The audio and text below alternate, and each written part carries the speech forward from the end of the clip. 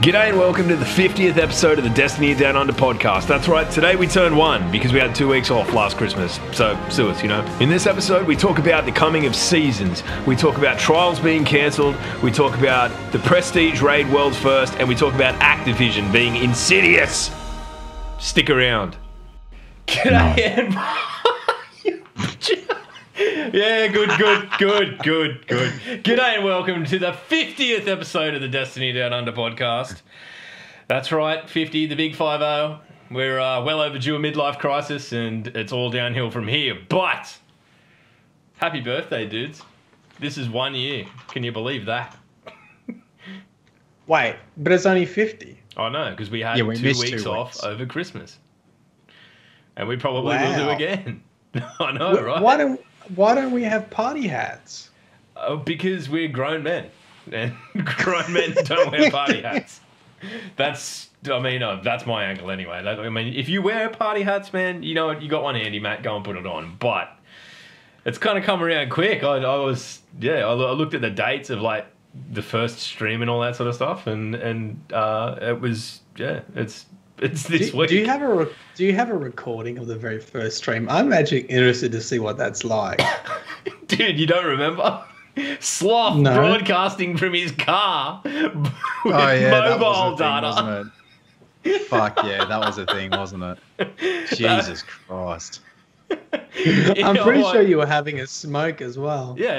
Oh yeah, absolutely was. Smashing down lung busters, it was a free for all. It was professional. And you know what? We haven't really got any better since. I don't know that we've learned anything in our year of podcasting. We've met a whole lot of nice people and really got to, build a little community here. But I still have no idea why people turn up each week. But there we go. We turned one. Made it. We made it, guys. No fatalities. We made it, at least boss. we know of. Who would have thought that? And what a week too. I mean, there's been so much happen in the little Destiny community over the last week. So, look, I didn't introduce anyone. I mean, we don't have a guest. Because we don't have a guest, it's kind of just like... Straight into it. Just straight into it. Matt's here and so Sloth. So there we go. Moving on. We're all here. The gang's all fucking here. Nipple slip? Shit, you made me check. Shooky Wookie bad dude. Birthday to us. Firstly, to us. Sloth. Past life as a crooner. Mm-hmm. Tony Bennett. Go for it. Oh, hi. No, I'm not going to. And that's the end of the podcast. I'm going to have a shower. Matt, why don't you just straight off the top, because it's important. We had Bell on last week. Where have you been for the last 3 hours and what have you been doing? Because it's very, very important. And if we can help support it, we will. I was on the 4th annual breast cancer awareness fundraiser for the Dames of Destiny. So I was helping host their stream, and they're over 3 days raising donations for the the National Breast Cancer Foundation I believe it must be the US. We've got one in Australia as well, but I think it's a US one. So all donations go to that. I was the last streamer for today, so it will start back up again tomorrow at 9 a.m. Eastern Standard Time. So whatever, I don't know where you live, 9 a.m. Eastern Standard Time, Saturday is when it starts again. They've got a good lineup tomorrow. Great lineup, much better than me, that's for sure. They got James Workers on, Mexican Ninja is on, and the two ones I can remember. I can't remember the other ones off the top of my head, but they've also got giveaways happening. I think if they hit 5,000, they'll be giving away some of the Funko Pops, and so each milestone they've got some giveaways. And each streamer will have 2 gifts to give away. We gave away a McFarlane set as well. The Titan got given away today. And some breast cancer wristbands, National Foundation wristbands as well. So pretty cool. Even if you can't make a donation, hanging out and stream helps out a lot. Mm-hmm. It was a good time too. If you do have a... I spent a little bit of time in there, and I actually commandeered the family TV, got the Xbox that's on that, and made my family watch. Like, yeah, you shut up and you listen to Matthew. we actually had a lot of fun. It was a really And, fun stream. Now my daughter's going on about the jade rabbit that lives on the moon, and that's apparently there's a moon bunny out there or some shit. I don't know. I was in the kitchen, but moon bunnies. We started some lore stories for donations. So if you made a donation during my hosting, I incorporated your name into the lore, and Bell Bunny wanted lore on the jade rabbit. And for those who do or don't know, there's not actually much lore on jade rabbit, so I had to incorporate some Chinese lore mixed into some Chinese like mythology is where the jade rabbit comes from. So we mixed that. Are we talking about mandarins and shit as well? Because Mandarin, Chinese, no. All right, bad joke. Moving on. Is that a glimpse at the future of Myland Games? Chinese mythology? Is that Chinese you're gonna branch mythology out? Myland Games? Yeah, no, the thing is, I actually have an account on the Chinese YouTube platform. There's a I'm not Chinese joking. YouTube platform. I'm not joking. Yeah, that half a second of silence means you actually just legitimately got both of us, I think. So, I know this is a sidetrack. I know this is a very long introduction. But if you think that YouTube has a lot of ads, on the Chinese platform, I think it's called Youko, it plays 4 non-skippable ads before watching one video. They're like 30 seconds long. You watch like 2 minutes of ads before one video. Is it for the loyal servants of the communist regime of Beijing? Oh, mate. Hey. They're Good game, people. They're game ads. They're crazy game show ads most of the time. Do you want to know something that happened to me this morning? This is kind of in the same vein, completely unrelated. Isla was sitting there playing Minion Rush, right? You know, that little game where it's like a on rails Minions game. And she died or whatever, run into something. And to like get another go, you have to watch an ad, which is insidious in itself. But when I was standing there looking over her shoulder, she had headphones on, and I looked down, and it's an ad for fucking TAB Sports Bet. I'm like, wow! Start 'em young. Jesus Christ. TAB Sports I am not Bet. kidding. I grabbed it off her. I'm like, showed Rach. I'm like, holy shit. Like, there is literally ads for sports bet on a kid's game. Like, come on. Oh, my God. It's worrying. But got your attention, though, so obviously the ad worked, right? Yeah, Obviously, the mobile gaming industry doesn't give 2 fucks about its viewer audience. But anyway, moving on. So we have... Well, Sloth, what's happened this week for you? We have been doing this for 1 friggin' year, ladies and gentlemen. That is... Well, I mean, I didn't think that we would go past 6 months, honestly, but, you know, shit happens. So... I'd like to thank my my fucking co-hosts, this bullfed and this bullfed,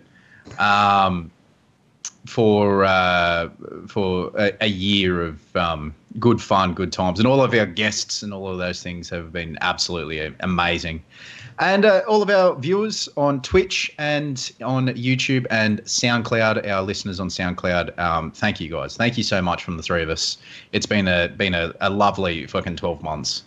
Talking about Destiny 1, Destiny 2, and talking to you all. Thank you so much. But thusly, moving right into the TWAB this week. Hang on. Hang on. Wait for it.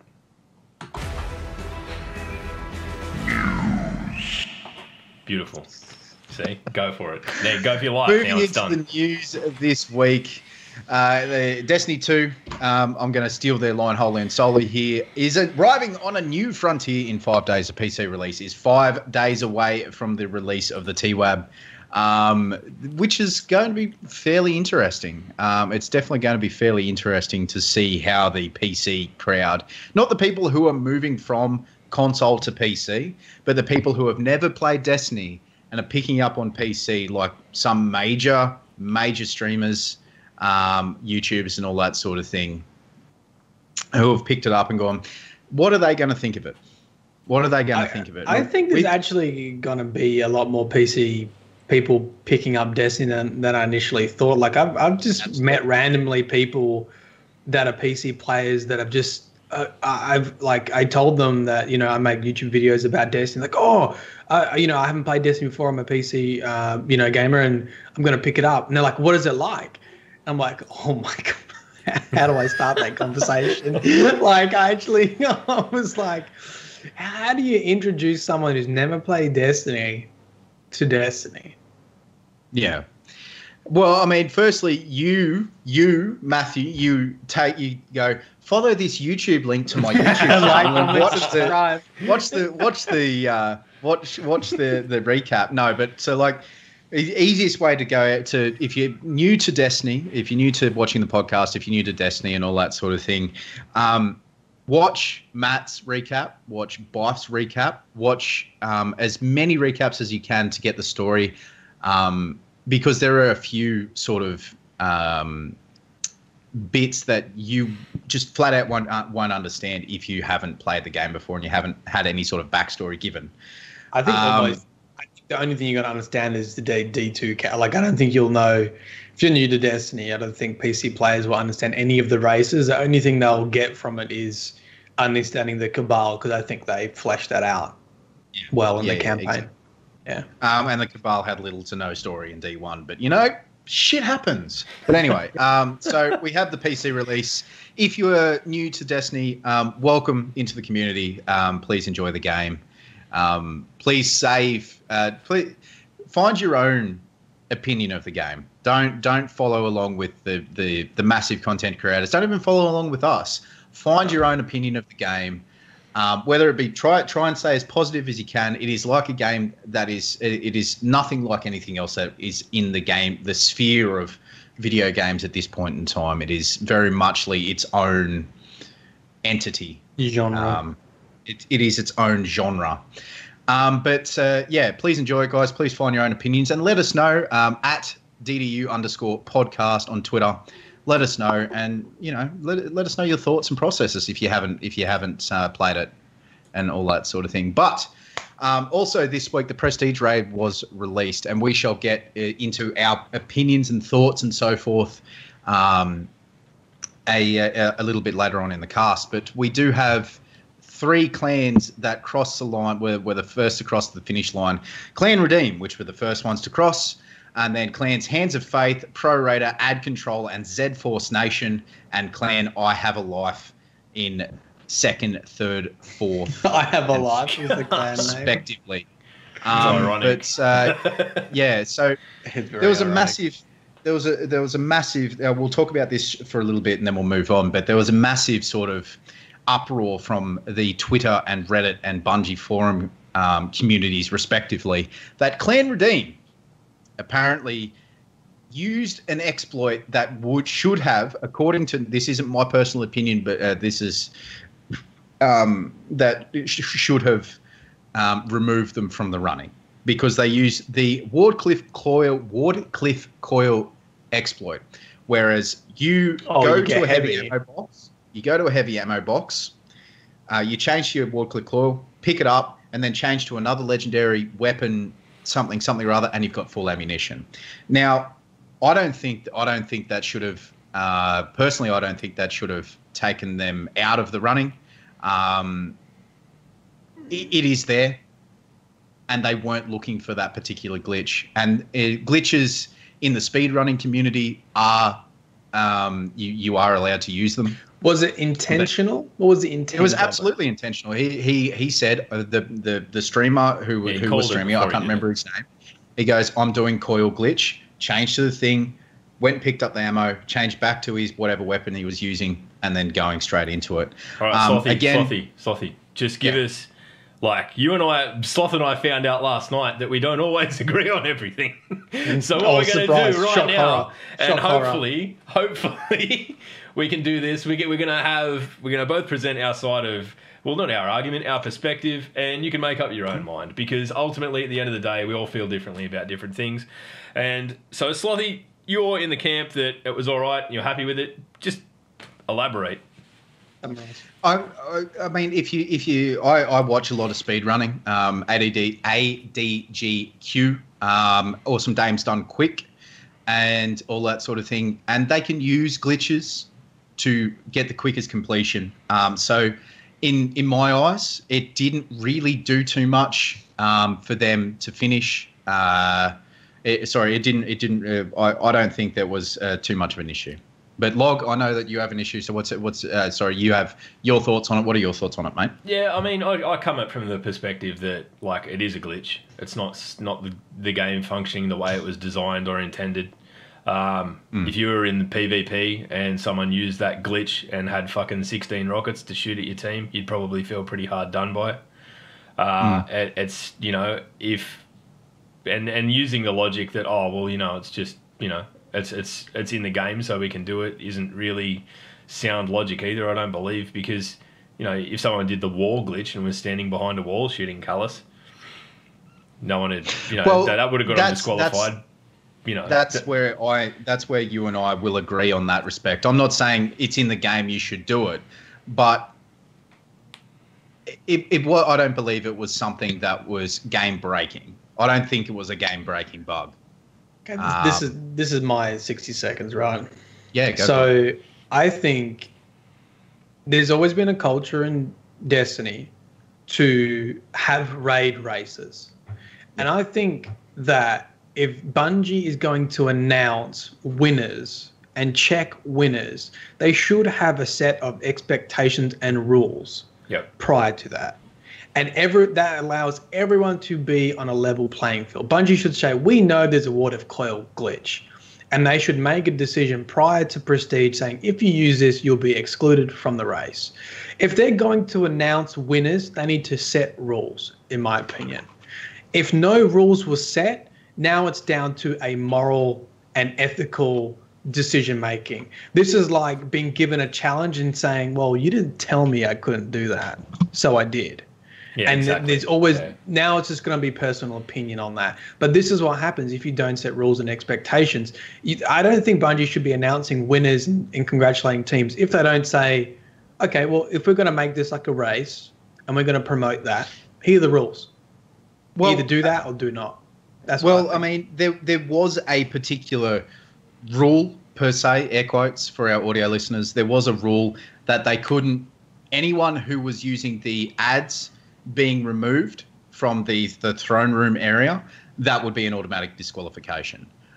Did they say that? Yeah, I mean, that was last week. Okay, well, so the rule. Okay, look, I mean, I don't like it because I do think that from what I've heard of the Prestige raid, heavy ammo is key to clearing ads because apparently there's a shit ton of ads.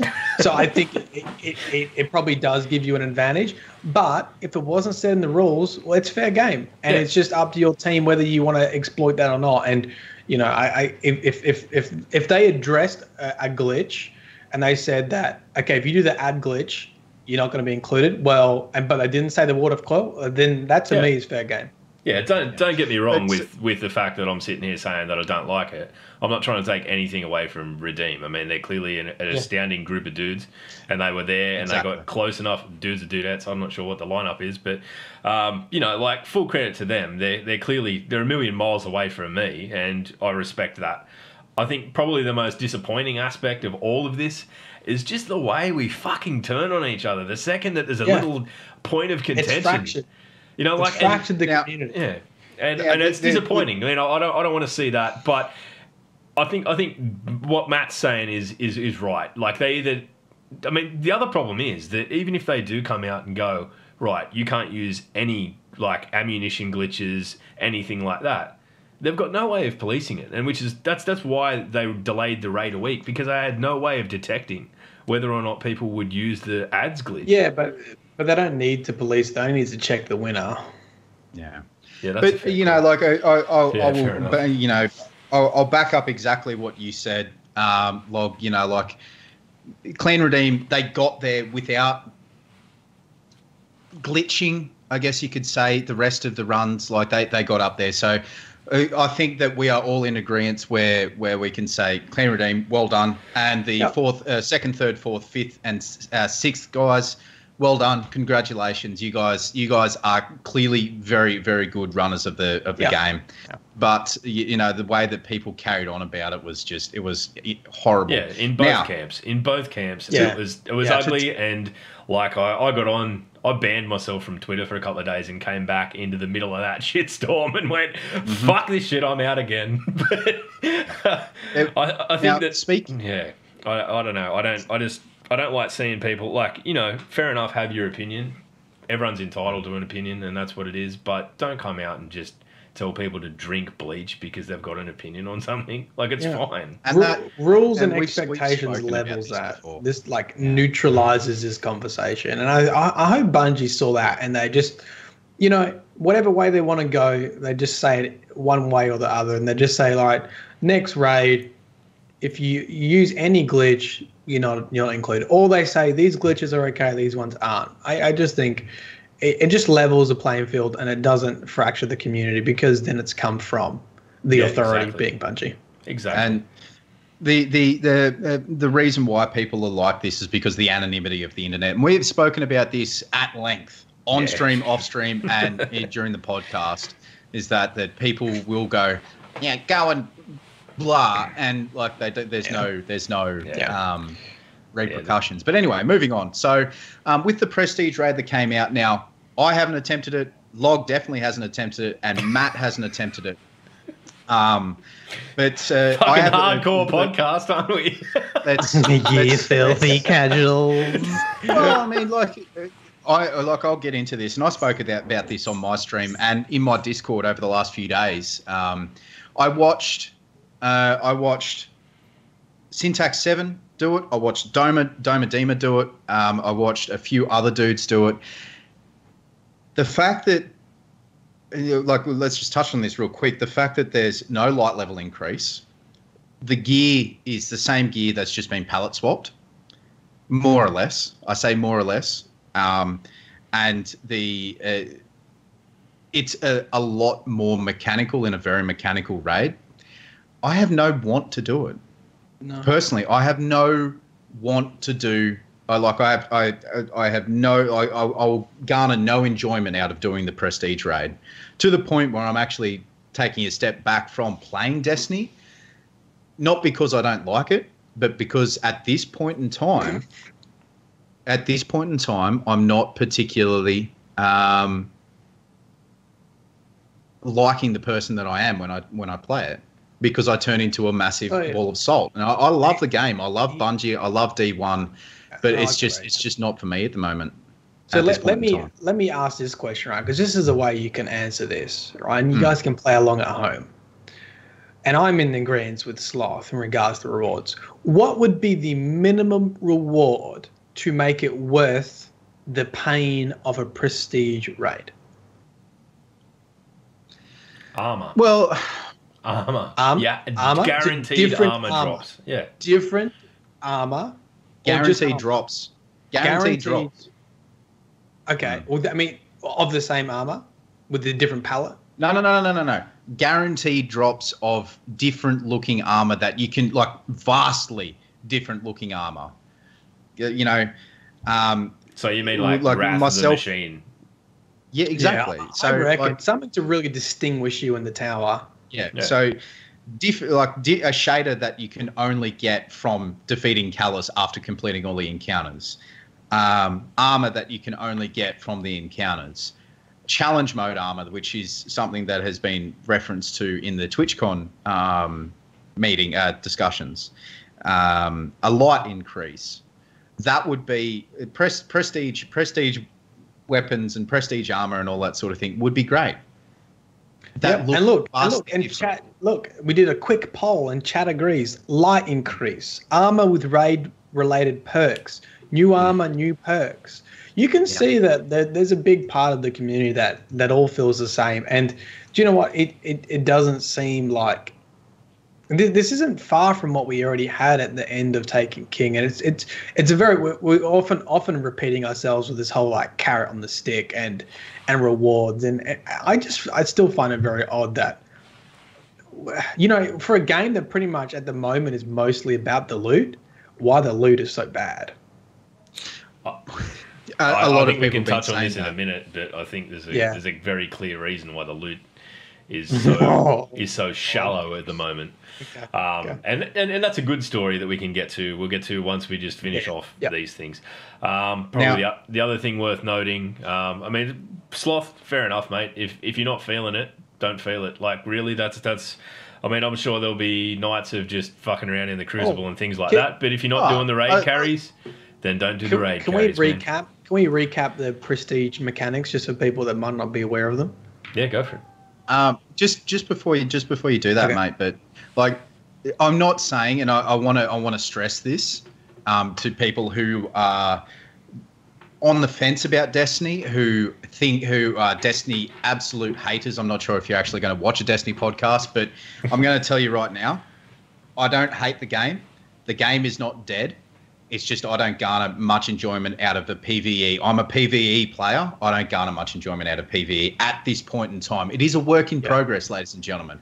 The game itself, that when D1 was at its peak at Rise of Iron, I thought Rise of Iron was amazing. Taken King started it, and then Rise of Iron. Taken King started it, was a cherry on the Iron. top. Yeah, and then that was incredible. I loved doing the raid, Wrath of the Machine. I loved when Age of Triumph came out and you could go back and do those other raids as well. Don't get me wrong, I love the game. It's just I don't garner much enjoyment out of it. Anyway, sorry, Matt. Please recap the So let's move from that and let's have a look at the mechanics. Now, I might need a bit of help here because I haven't done it myself, going from memory. Now, I believe the dog encounter, the pleasure gardens, where you have to sneak through the misted gardens with the doggos. Basically, there will be 8 instead of 6 now, which I think a lot of people suspected because there's actually 8 plants, there's 8 flowers. So there might be some additional mechanics on top of that. I know that the overall raid has some other mechanics, which include if you die, you lose your revive token.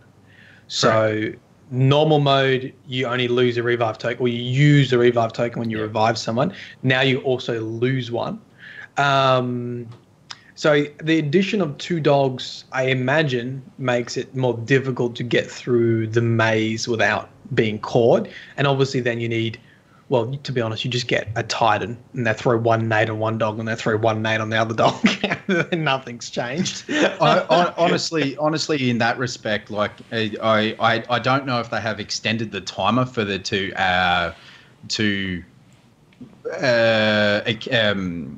what's the word I'm looking for? For the 2 dogs, like for the adding of the 2 dogs, I don't think they've added more time to the timer. If they have, between them howling, like you can just kill those extra dogs and then you're back to normal mode, if that makes sense. But anyway, I think it's the same amount of time. Yeah. Well, there you go. So we've got the gauntlet, and apparently the barbs is very challenging. Look, I actually shouldn't have brought this topic up because I don't know the mechanics that well. The barbs, I think, it's the gauntlet. There is extra scions that spawn. So regardless of how quick you actually get the counselor, there may be a projection that spawns. Like there may be a projection that spawns. Every player has to run in the gauntlet. So 2 on the first one, 2 on the second run, 2 on the third one. And then in the baths, when you start normally. So you go to a plate, blah, blah, blah, blah, blah. You do your run through, you damage the sensors. And then when the counselor in the middle spawns, it's very similar to the Callous encounter where you look at it and you go, okay, I've got axes, so I'm going to go to axes. That's right. If I've got dogs, I'm going to go to dogs. If I don't do anything, I'm going to start in the middle, blah, blah, blah, blah, blah. The bathers can actually take away your stacks the more time they hit you. And so all that sort of thing. And I've heard barbs is one of the most difficult encounters now. Mm-hmm. And the Callous encounter, the players switch when the scion is killed, and that actually moves into something very, very particular that I do want to talk about, which we did talk about last night briefly. But accessibility, ladies and gentlemen. So if you are one of those, if you are a person who doesn't use a mic, suffers from social anxiety or whatever, and doesn't use a mic, it's going to be very difficult for you at Callous. Or it's going to be very difficult for your team because you won't be able to kill the scion, because you'll then go in And if you are either mute or you don't use a mic, you will not be able to make that call out. Yeah, so just like for those that maybe not very familiar, so you've got 3 people in the throne room and you've got 3 people in a shadow room, and typically they never swap. However, now with the prestige mode, when you punch a scion, which is what's indicated by your shadow realm team, you actually get teleported into the shadow realm, and one random person gets teleported out. So what Sloth is saying is those who don't have a microphone, if you punch a scion, you're going to be teleported into the shadow realm and not be able to communicate with your teammates, which will be an instant wipe, essentially. Or if you are like this may be eased up with the text chat on PC, but on console at this point in time, Jesus Christ, man, really? Oh, fucking type things out. Well, type it out. I'd say eased, but not impossible, but very difficult. I know people use emotes. If you're deaf, or if you're a mute, or if you don't use a mic, or blah blah blah blah blah, it's going to be very difficult for you. Now that is a mechanic. That is where I believe that Bungie has taken the mechanics too far. They have tried to with D2, and to their like their what positive word to their credit. Thank you. Yeah, to their credit. Thank you. They have tried to make the game for everyone, not just people who are, very hardcore individuals. But it's they and then with the prestige raid, they've gone as far to go back 180 degrees and then some. So the people who don't use a mic, are deaf, are mute, have color blindness, blah blah blah blah blah, or color issues. It's very difficult. I think the thing in this that it's worth noting is that we've gone through a whole fucking game release without this being an issue, and this is really the first time that it has become an absolute kill-all, that you really can't duck it. There is really no easy workaround, and like that sucks. But I mean, there are workarounds. They can just not punch the scion and go through the thing, and they can not punch the scion, or they can use emotes. And I have heard that the teams that don't have microphones are very used to emoting as a way of communicating. That you've got 3 symbols and you've got 3 emotes, so you can do that. But it does add an extra layer. I'm actually okay with it. I'm okay because I think this is the time where Bungie doesn't have to cater for everyone. I think it's fine to have an absolute elite pain in the ass raid. I actually think that's fine as long as the loot's there for it. I think that a lot of players have been asking for an extremely difficult and challenging raid, and I think this is okay.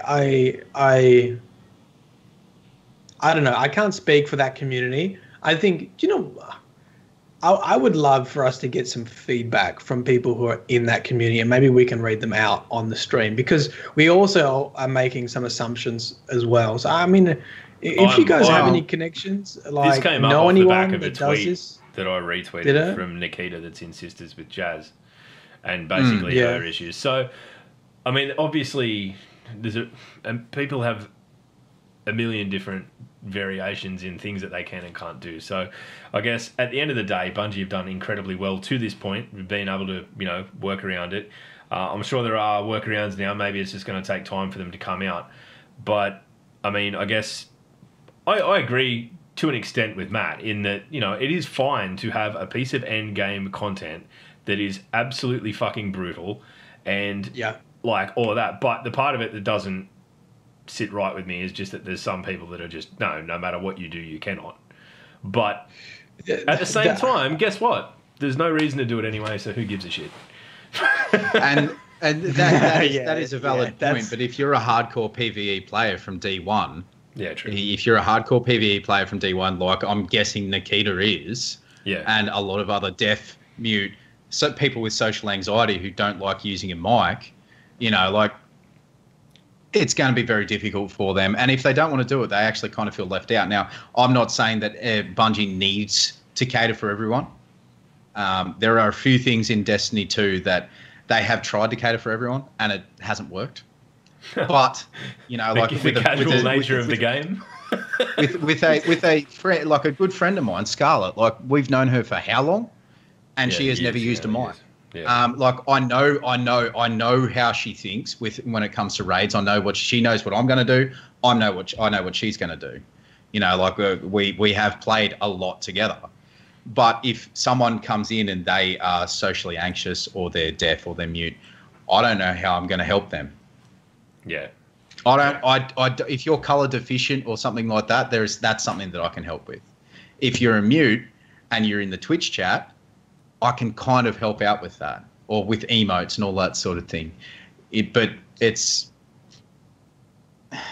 Anyway. But moving on, there are a few issues. There are a few issues that I will take issue with, but there are a few things that I take issue with rather. But I'm not going to get into all of them because we'll be here for hours and hours and hours, and I'll end up just rambling as I do. But lastly, the next bit of news which came out of TWAB this week. Trials is out of action until the 4th of November 2017. Now, this is because what was the emote? Actually glitch the Monty Python walk. The Monty Python silly walk. You can actually clip through walls, glitch basically into walls. Now, there was no name mentioned. We're not going to mention any names here on the cast, and please don't mention it in the chat or YouTube comments, please and thank you. But there was a particular individual, after it had been fleshed out fully on Reddit, fleshed out fully on smaller channels, but there is a particular content creator out there who decided to do this in front of God knows how many viewers. He is very large. He's a very large influencer of the video game. Now, this particular gentleman did it. He does not need to do it in trials. He's a very good player, but he does not need to do it in trials. He does not need to do shit like that. And his defense was, I was making sure Bungie knows. Bungie knew. Bungie knew. But this particular gent went and did it anyway, and I watched the clip, and he wasn't doing it to bring light to it. He was doing it because it was fun for him to be an arsehole and play like a jackass. And that's fine. If that's the way that you want to play that way. But don't defend it and say that it was to bring light to the issue. But I mean, it kind of sucks for the rest of us because we're all left with no trials for 2 weeks. But at the same time, I can totally understand why they've done it. I put a tweet out last night saying, well, I mean, would it have been a better option just to disable emotes for 2 weeks? But, I mean, and that's... Everyone's got an opinion. I just sort of thought it out. I think Keeg mentioned it to me, and I thought, well, I'll fucking retweet that. It's a fair enough point. But at the same time, I don't think that it's a solution either. We're just at an unfortunate spot where using this glitch has sort of broken the game, and now that everyone fucking knows about it, it would be terrible. Seriously terrible. These are my thoughts on that, right? Now, just to be devil's advocate, if he didn't stream it, don't you think that it would have been banned anyway on trials? Yes. Because it was already prevalent in Reddit? Yes. It was Bungie. There have been a very large number of tweets that Bungie knew about it before this actually... So streaming it didn't change the outcome of trials being removed? No. No. But the thing is, though, this is what I take issue with. If you are a streamer... You are an influencer. No matter how big or how small you are an influencer. If you do a glitch, which is essentially, and this is where people might actually call me a hypocrite from actually defending Clan Redeem, but if you are using a game-breaking glitch, and trust me, that particular gentleman used a game-breaking glitch to glitch into a wall to take no damage, but can damage someone else, you're a clown. You're a clown.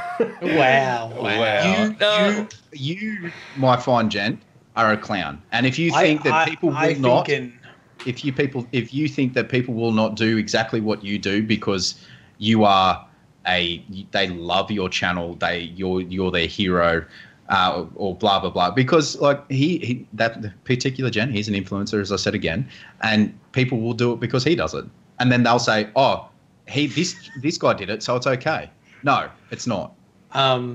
So I think so that was my first sort of response was, would it have changed the outcome? The answer is no. And so the second thing is what you're talking about, where is it morally right to do that? And I think in PvP and trials, where there is so much staked on one game and where so many people never reach the lighthouse, it is a pretty dick move to use a glitch. I think so. It's a super... Because I only went to the lighthouse once in Destiny 1, and I've only been there once in D2. And if I got matched with someone who glitched a wall on my 7th match, okay, there's a difference between being... And I mean, as a Twitch streamer, it is your job to entertain people. And I imagine that probably would have been pretty entertaining, but it is... I think it's gone past the line of entertaining an audience on the suffering of others. Absolutely. The other thing too, if you're just trying to be a fucking good bloke and make sure Bungie know, do it and then throw the round. Don't win.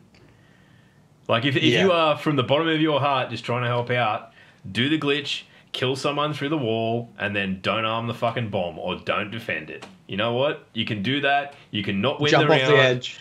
Jump off the edge. I mean, you're stuck in the wall. Like, just let the timer run down, whatever. You know, like, lose life advantage. You do not need to be in there winning rounds by cheating, effectively, and then, like, come out like fucking, oh, I'm a saint because I was drawing Bungie's attention to it. Look, no, there's people in our community who are going to do this sort of shit, where community is not homogenous.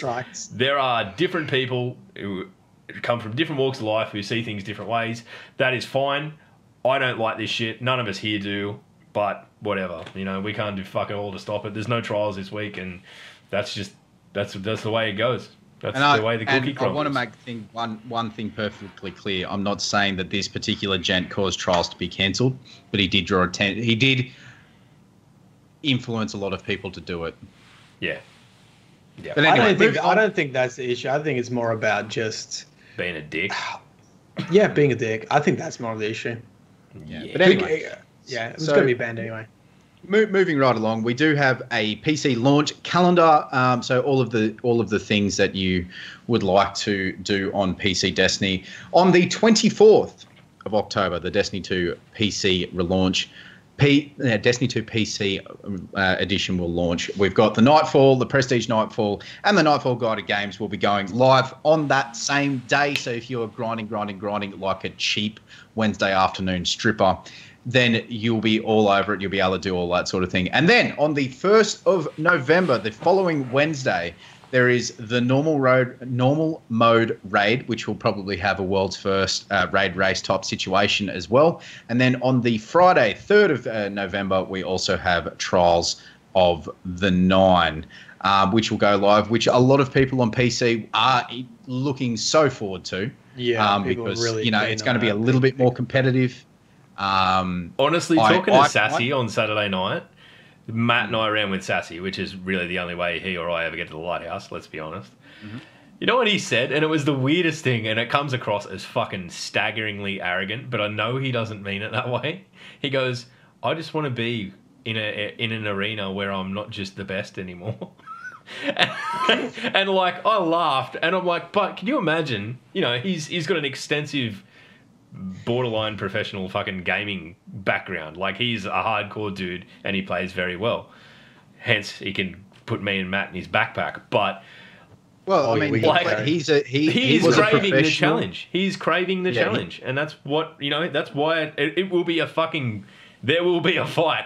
There will be a fight to be had on the PC release. So if you're hardcore and you've got the cash, that's probably where you want to get. And then stop playing on fucking Xbox so common assholes like us can get there. So us console peasants can just console pissants can just mosey on up the fucking outside of the spire. No worries at all.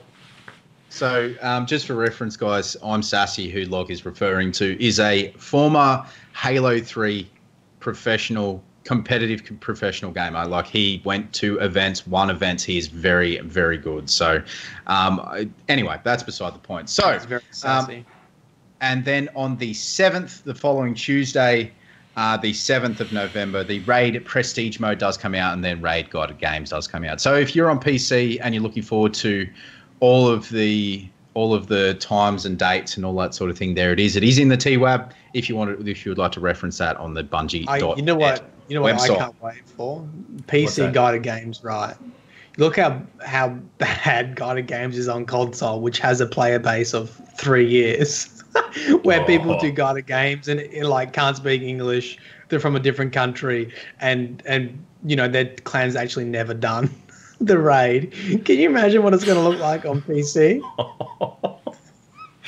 No. I mean, if you...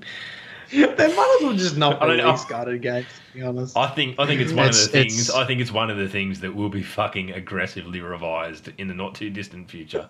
Which, right, we can get into it now because it is the next subject. But Seasons, which was released today, thank you, Bungie. You know, I do up the run sheets for the podcast on Friday in my lunch break because I'm a family man, and you fucking had to release a whole bloody shit ton of information. You fucked up me Saturday morning. I was down at Aldi, stressing out, trying to get me groceries done so I could get home and look at this shit. And you know what? I'm fucking happy with it. I've watched a few videos. Macy Sean's got a good one out. So if you want a bit of a recap, just jump on his channel. He paid $50 for that plug, just freedom of information.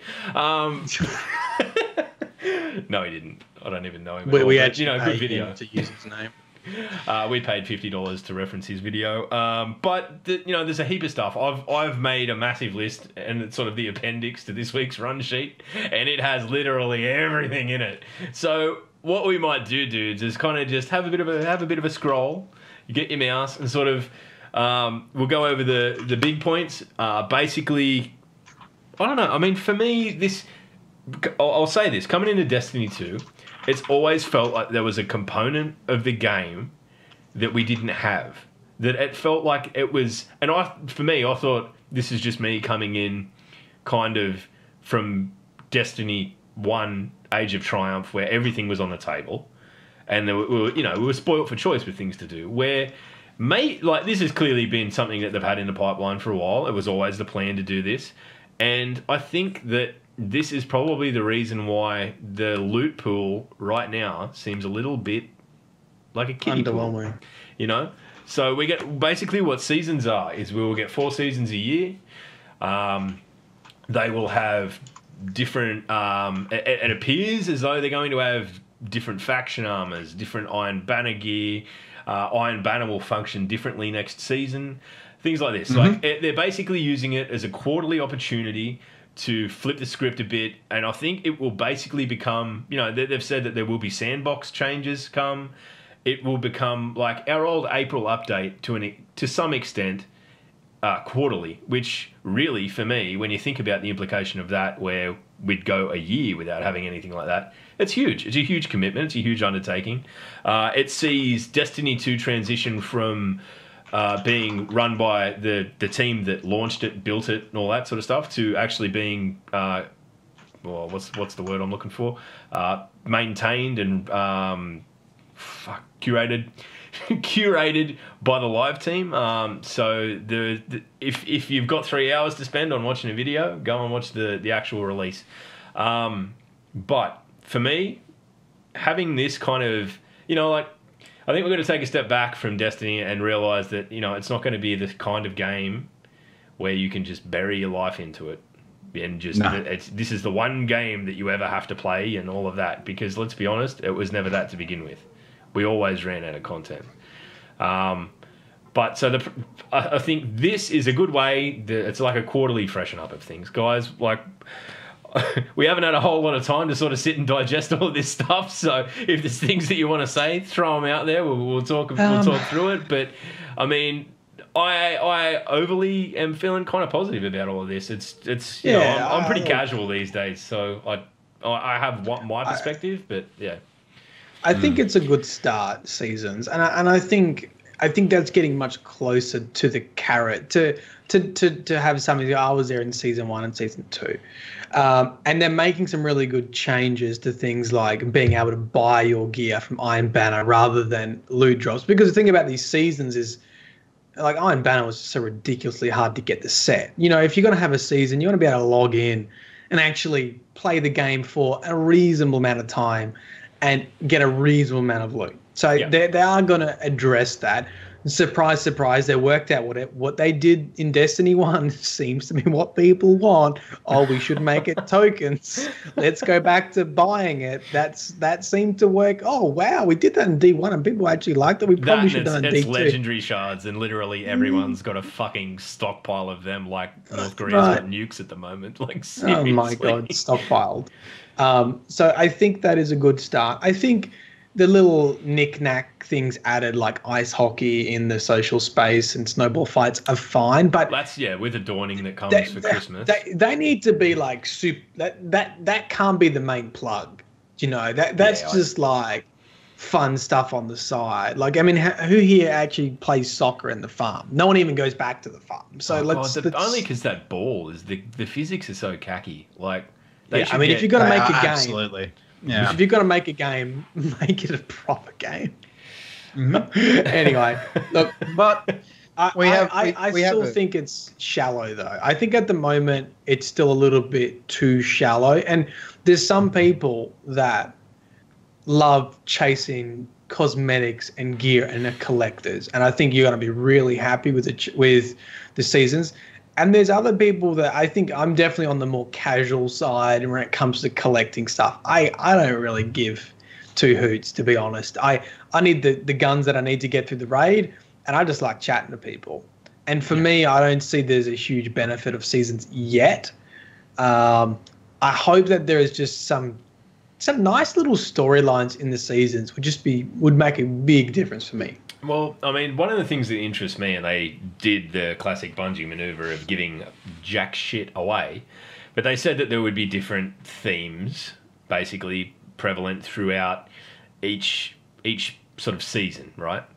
Now, we've got 4 seasons, and we've got 4 species, races, whatever you want to call them, enemy factions that we fight against. So, for me, like, I don't know whether I'm just kind of picking, maybe it's hope, but I think that there might be, like, it might change the focus of things a little bit, like quarterly focus change. Maybe, you know, like maybe it goes into a reset. This one coming, I'm pretty sure it's going to be like December. I reckon the second week of December we'll see the Osiris DLC, probably early December, and then a little bit after we'll kick into the Dawning, and it'll be the start of season 2. That's just me having an absolute punt. I got no idea, but I think it'd be nice, you know, like maybe we've got. It's just a bit of a focus on the Vex for 3 months, and then we get to move on and do something else. I don't know. I think that would be a great addition, I think, to just sort of taking that opportunity to change the focus of the player and learn a little bit more about the universe would be such a great idea for seasons. We're not talking about massive DLC. We're just talking about guiding people to learn about the universe each season. Yeah, I mean, even I don't think it needs to be. I don't know. I mean, I'm kind of on the fence. Like, I'd like to see there be some missions and shit involved in it. Like, it makes sense to me that there would be missions, given that they can just be in the spaces that they are. You know, there's plenty of space in all of these fucking planets that we turn up to. So I can see them writing things in. But I also think that there's passive ways to do that, and if they really start digging in and getting into a bit more of the gear, and they want people to focus on the gear, and the gear is, you know, it's a looter shooter, and the loot's what we're meant to hold up on high. They need to really think seriously about how much information they pump that comes along with a gun, more or less. You know, we've seen that in the past, the lore tab. I think even that would be a great way to, you know, like, we're coming into the season of the Vex. The weapons are all a bit more Vexy, and the legendaries have a bit of lore attached. That's what a great idea. Even that, just the aesthetics, different, suits the theme of the season, and a lore tab. I would be friggin' happy just with that addition as part of a season. I think the other thing too is, like, they did show some, you know, there's going to be basically the whole Eververse side of things will overhaul. Which initially, when I heard that, I was pretty cynical because I'm like, well, you just want people to make microtransactions and buy all this shit. But alongside that, like there will be new emotes, new cosmetics. I'm pretty sure they said there'll be a new cosmetic, like how you can get the one gear set from Eververse now, Optimus-y stuff or whatever. I mean, it's Optimus-y for a Titan. I think that will be there. There'll be a new gear set there. There's also new gear sets for the Dawning and all that sort of shit. But the other thing they've got is a thing called Clarion Call. Now, in Season 2 that we're going to be going into later this year, the focus is on playing with your clanmates, right? So if you're playing with a clanmate, you get double XP. So you can really ratchet up the amount of bright engrams you get and how much of this stuff you are exposed to throughout the period of Season 2. Now, for me, I think that's a great initiative. I mean, it's easy for me. I'm always playing with my clanmates anyway. So I get on and, that's what I do. I've got a Facebook chat that is really full of unspeakable shit, but they're all my clanmates. So that's what this is about. Slot's one of them. He's nowhere near the worst, if you can believe that. I think that's a good way to negate any criticism about bright engrams, because what essentially they've done is they've put a time frame on how long you can farm the current set of bright engrams. Yeah. And collectors are going to feel a little bit of pressure if they haven't got what they want to do microtransactions. And I think by adding a mechanic like that to play with your friends and get ×2 XP and get more engrams, I think that is a great sort of counter attack to criticism about microtransactions, to give playing the game for free a way of getting what you want. Great.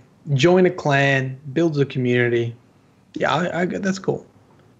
I think it's, and where most of us who have been here for a long time and are established players have more or less, we do that anyway. We play with, we're all grouped up, shacked up, all that sort of stuff. So it's not going to be a big change for us. But I also think it gives incentive to solo players. An absolute 100% bona fide reason, if you didn't have one already with the clan engrams and all that sort of stuff, but to go out and, you've got a limited time to get this stuff. I mean, yeah, it's 3 months, but it's still a limited time. You go out and get involved, join a clan, play with your clanmates. You have literally twice as much chance of getting what you want. I think that's, and yeah, part of me is cynical and it's like, well, there's a fucking stock refresh and they're going to want you to buy it. People will buy to get this stuff. And I mean, we're yet to see what the Dawning is like in that respect too. Whether there's things that come along with that there's Dawning packages, I don't know. What I do know is I saw a whole heap of fucking ships, ghosts, emotes. There's a mic drop emote. I'm not sure. I mean, that'll come in handy for me because I'm kind of an asshole. But it depends. There's a heap of cosmetic stuff it's solid. It's just going to add a bit more texture to where we are at the moment, because where we are at the moment, it's as shallow as it's ever going to get. And I think we kind of forget that sometimes. As from here on, we've got a DLC that drops before the end of the year, like a full-blown DLC, and this, and then it'll happen again in March, and then it'll happen again in June. I mean, I don't even know where the other DLC drops after that, but I just think that, if they'd come out and they announced this when Destiny 2 actually launched, and we knew more about what was going to happen, I think a lot of the cynicisms about the loot pools and things like that probably would have been, I'm not going to say completely allayed, but people would have been less aggressive about it, because it's kind of like, and then when I'm there now, you get to the point where you're like, well, is this it? No, it's not it. There's other things to get. It's just that you just got to wait. You got to be patient, and it's, I don't know. It was a bit of a perfect storm, to be honest, like not knowing some of that information, and then having Iron Banner, which was reskins. But in the context now, it's like, okay, all these weapons are like Season 1 weapons. They all sort of look the same with different shaders, and we go to Season 2. So but they got to make sure that they look really different. And you mean really cynical stuff, like the Dawning armor looks very similar to D1 Dawning armor. Come on. I mean, why come on, wouldn't they use the same assets though? In all seriousness, they've used a lot of the same assets throughout the entire game. Why wouldn't they use the same assets? Well, I just don't know what the whole team's working on. They keep using assets. With the PC release, probably just that, around the maybe. corner, we will. I have a suspicious feeling that we will have more information. Yeah, we will have more. It information. opens it up to a whole heap more data mining, right? Yeah, like, that's part of why I'm waiting for it too. I think there's going to be a whole lot more. And to be honest, I think the way it's working right now with, I don't know, we had a conversation with Jazz last night about how much work she's put into going around getting like ghost scans and just screenshotting them and documenting them. I hope someone data mines that shit. I hope there's a codex, but the reason why I've missed 2 videos has been speaking about this for a while now. If you don't have Grimoire cards, give us a codex. That'll actually fill out the more scans that you get. Yeah, law tabs on everything. I actually, I've been having a pretty brutal regime since Destiny 2 started, trying to get 3 law videos done a week plus streaming. And this week I actually couldn't get that done because I had to replay the whole campaign to get a certain scene. And I've still got to go and find every scannable on Titan just to double check my facts. And that adds like 6 hours of gameplay or something ridiculous. Jesus. Just to start writing, and then you got to add another 12 hours to make the video. It's tough. It's tough being a law creator. I'll tell you what, if nothing else, man, it's giving you, there's a serious barrier to entry now. Like, man, you need like I said, there's a massive barrier to entry to understanding the law right now. If you aren't paying a lot of attention, you ain't learning anything. Yeah. But thus, we will find out more information sooner or later about it all. What's the next item? What's next? Well, the next item, ladies and gentlemen, I think we've covered most of the things that come out of the TWAB, and most of the things that have come out of TwitchCon, at least at the moment. But ladies and gentlemen, there's one other thing I just noticed. So we mentioned buying gear, but apparently the loot drops now from activities as well. Like faction armor will drop from those activities, and like Iron Banner armor will drop from PvP Iron Banner, right? Another thing and you can buy them. So another thing I noticed about Iron Banner is that like they are changing that system, yeah, and that's a huge positive. I mean, we were talking about it only last week, I think, and everyone's pretty supportive of the idea of being able to spend your coins on something. But the other thing too is there's going to be ornaments. They're bringing back that ornament system, and there's both Iron Banner and Trials ornaments. How you get them, they're basically saying that there will be a challenge that you will need to complete in-game to get them. They're not something that you can buy. So, I mean, we don't have any more information than that, but if it's another way to add depth to the loot pool... That seems really good. That's that's really cool. That's another good step. You play the game, you get ornaments. That's great. Happy with that. Do a specific thing.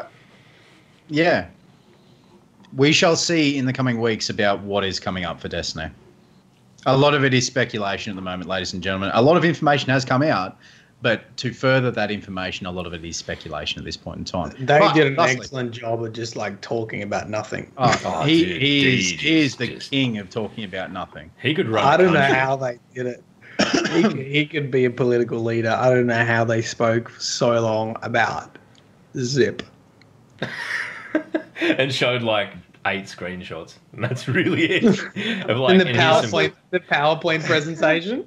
But thusly, ladies and gentlemen, we are moving on to a part that we sometimes don't. But it is our birthday, and we're going to do it. You're not our real dads. Shut up. No, we're doing the DDU content review, ladies and gentlemen. Log.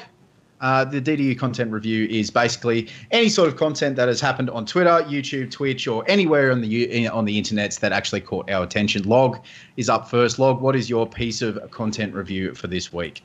I found a excellent video. I was scrolling through my YouTube and I found I perused a video by none other than the Story Machine of Planet Destiny fame, and it is called "Be Excellent to Each Other."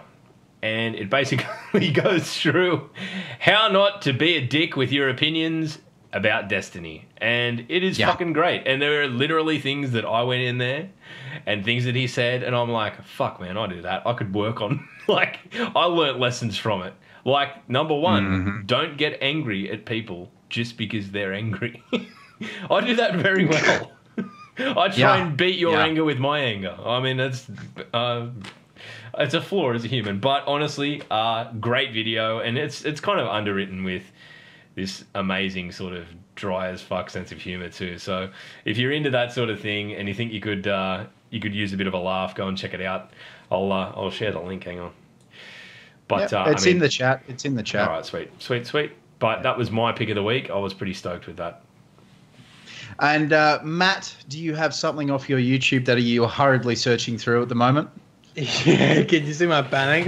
Yeah. Okay, students. Time to check your homework. Oh shit! Give me pages. Do you know, I'm going to switch this up. I actually haven't watched it yet, but it's just come up on my feed, and I'm definitely going to watch it. And it matches sort of the whole donations for the Breast Cancer Association. It's a podcast from H3H3. Total Biscuit talks about living with stage 4 cancer, and I sort of forgot about that. I think that's going to be a really interesting talk. I think if my understanding is correct, stage 4 is like incurable. I didn't realize that about him. So that's like eventually moving to palliative care. Total Biscuit is a really great YouTube creator that does a lot of sort of reviews essentially, and calls people's very similar to like Jim Sterling, but without that comical part. Very sort of serious. He's very to the point. He's very analytical side of companies and what they do right and what they do wrong.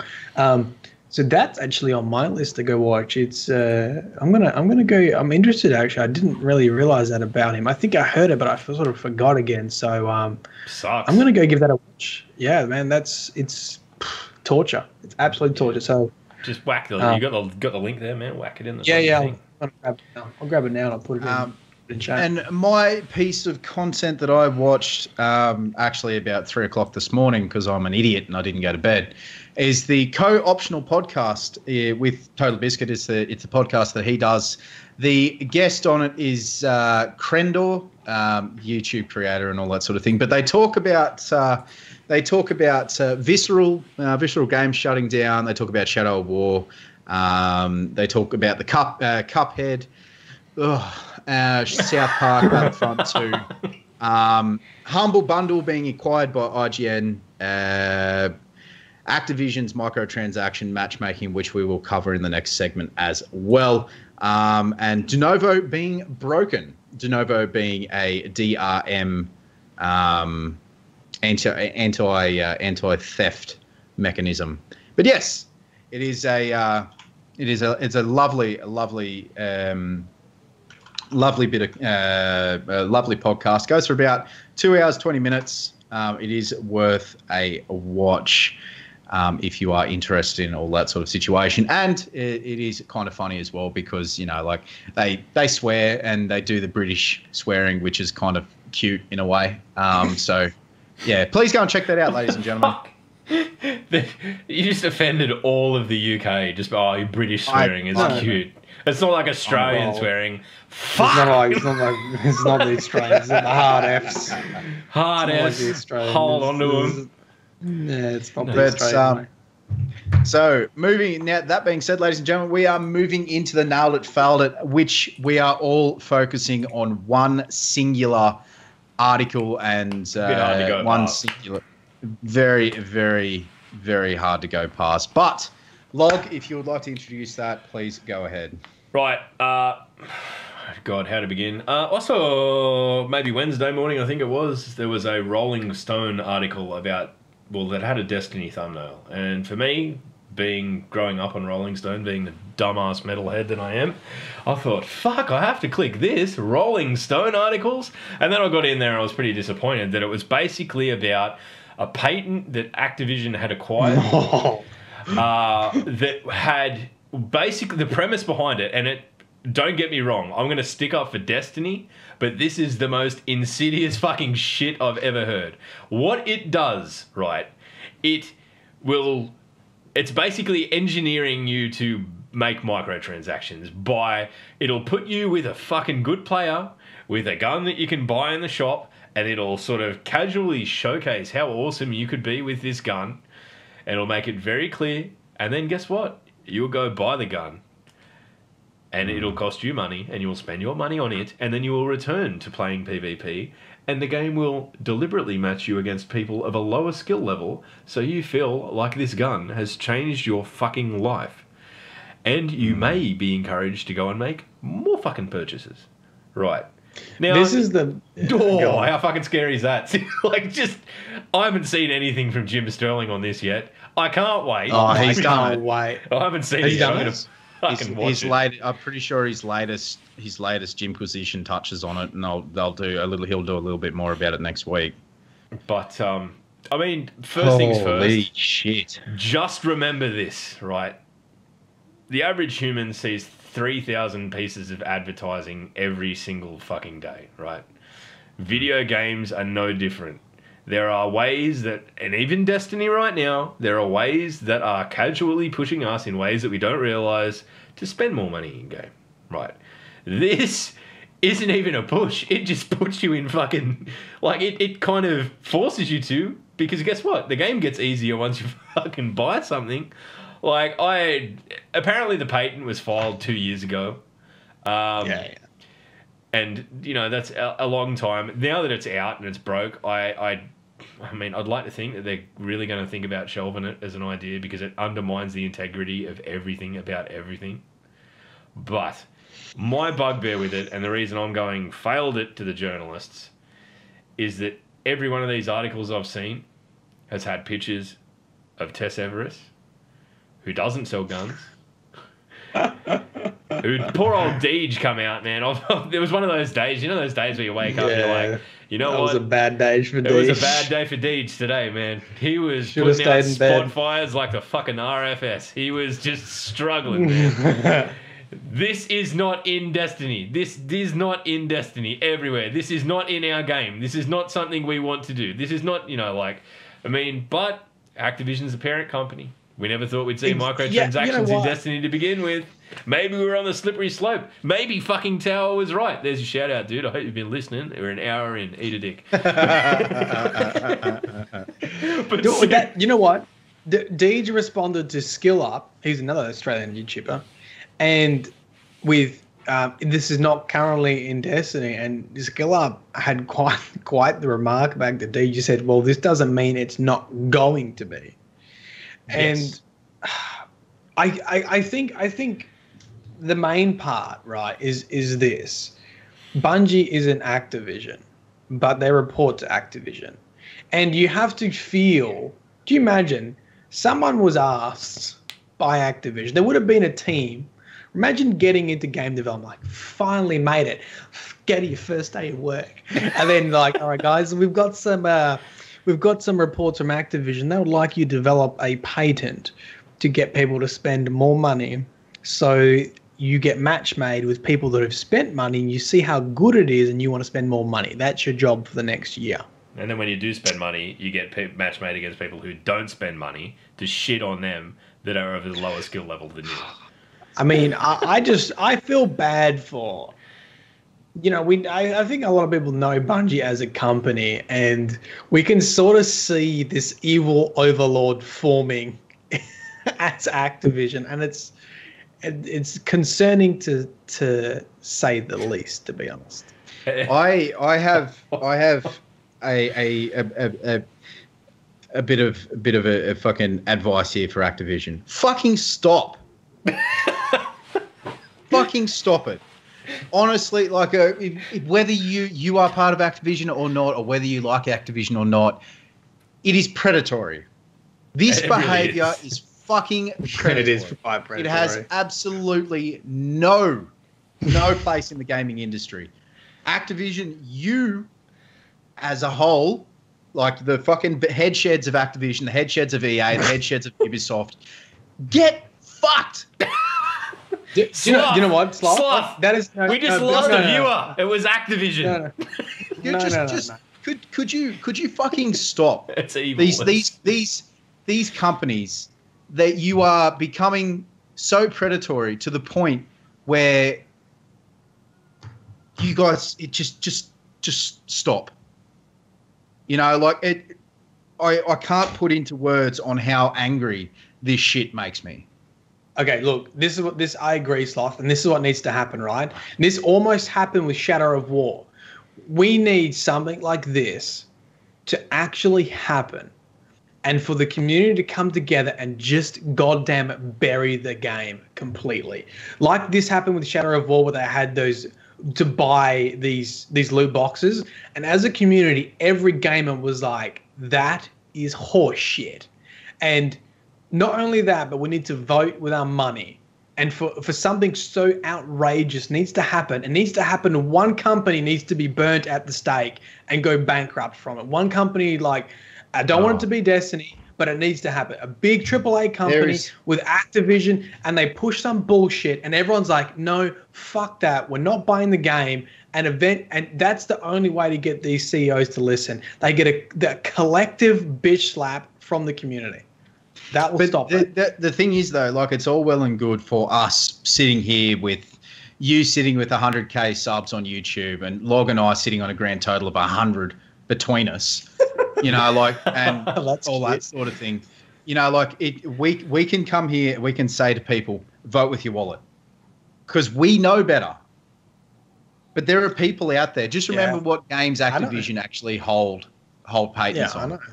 I know. Call of Duty, Bungie, Destiny, and a whole bunch of other things where people will go, oh, I don't want to grind, so I'm going to get this weapon and pay for it. Yeah, but that's what I'm saying. It needs to be so outrageous. It needs to be so outrageous that you capture those people too. Yeah, it's never ever going to happen. Ridiculous that you capture them as well. There are people with money, people who have excess amounts of money, have more fucking money than sense. Yeah, but you know what? Yeah, that's one aspect of it. Like, I think Shadow of War was close though. Shadow of War was like, there was a really good community backlash from a lot of people with Shadow of War. Oh shit, yeah. Absolutely. And you know, is it Shadow of War? Am I saying it right? Is that the next one? Yeah, Shadow of War. Yeah, Shadow of War. So what happened with Shadow of War is like I explained previously on last week's podcast. Please go and check that out. YouTube.com/Destiny Down Under. Subscribe. Please go and check that out, guys. But please like, follow, and subscribe. Hey, I'm a sellout. Fuck yeah. Just smash that like button. Smash it so hard it fucking breaks in half. But it's such a horrible way that they did things, that they were selling a DLC to honor a developer, a lead developer of the game, and all that sort of thing. Like, it's just disgusting, and I can't even put into words on how fucking angry it makes. And I'm so glad that influencers, there's that word again, but influencers on YouTube, influencers in the game journalist community who do not take money from these people and actually write professionally.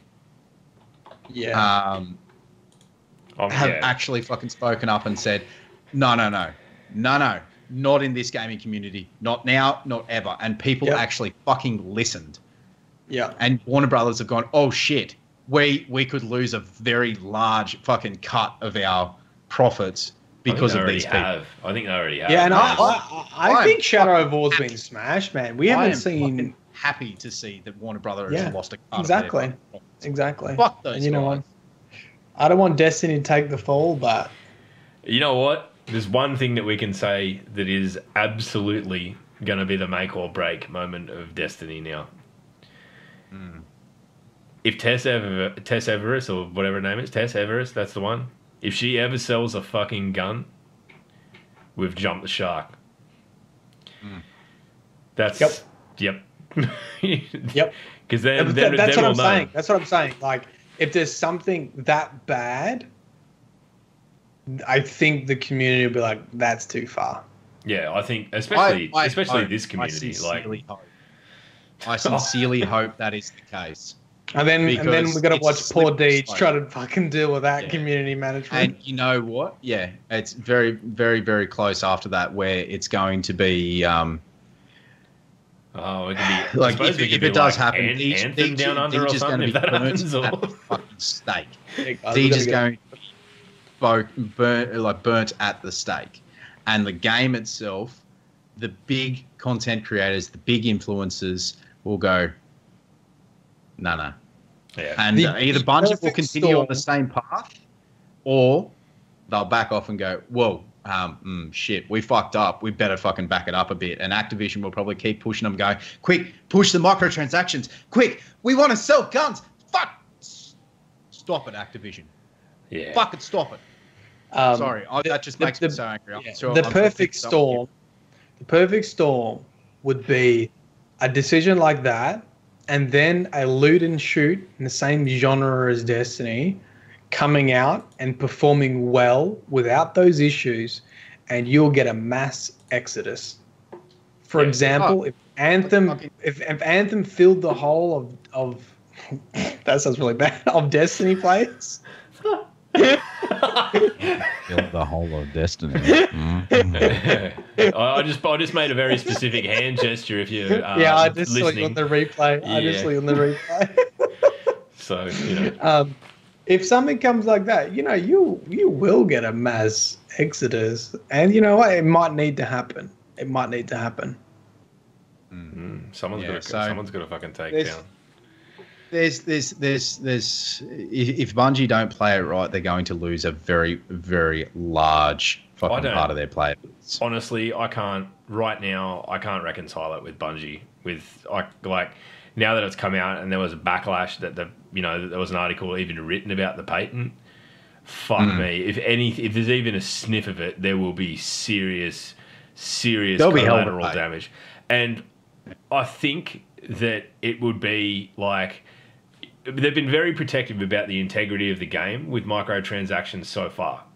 To their credit, you could go and spend $300 in Destiny in fucking 2 minutes and get a whole heap of pretty shit, but you're not going to get anything that's going to fundamentally change your gameplay experience.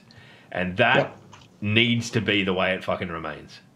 I hope it is. I'm sure that it will be, and I have faith in them to, defend this great game that we all love. But fuck, I mean, it just goes to show you how far we are down a rabbit hole in terms of corporate manipulation of just the average Joe, right?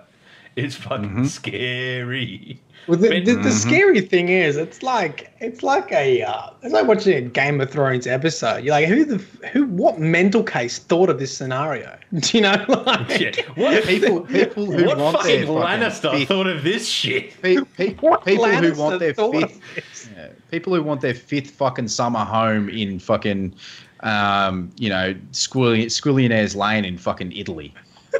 Fuck those guys. Anyway, ladies and gentlemen, we have been fucking rambling for well too long. Thank you so very much right? for one fucking year of us ranting, us going off the handle and talking Destiny. Again, thank you so much to our listeners on SoundCloud and the podcast apps that you do listen on. Thank you to the dudes on YouTube, and thank you to our Twitch viewers as well. It's been an absolutely lovely year, and too many more to come, gentlemen. Thank you so much for making it very fucking pleasant. I started this whole thing with no expectation whatsoever. So they've definitely been exceeded. And, thank you very much just for everyone who's, it's not just during a podcast, we get a lot of great feedback on YouTube and things like that. But it's just it's just nice to have met so many good people, and people that we've met as recently as someone like Chucky. We hadn't spoken to him before the game the stream the other week. It's just nice to be out there meeting people who give a shit about the game that we give a shit about. That's what it's a beautiful thing. It's a beautiful thing. Right. I second that. And ladies and gentlemen, we do have. Did you check your Twitch Whispers log? I can. Yes. Please let me know on your thought process on that. Nice. But ladies and gentlemen, Mylan's going to be weird. Send me the link. All right, Pray to the Lord gods, and we'll be blessed with the Lord tab, and then the Lord will find you. Can I tell a story? Can I quickly tell you something? Right? Yes. Of course. I was in the TwitchCon chat. Okay, I was watching a live stream, and Deej mentioned Bive, and I typed in chat. I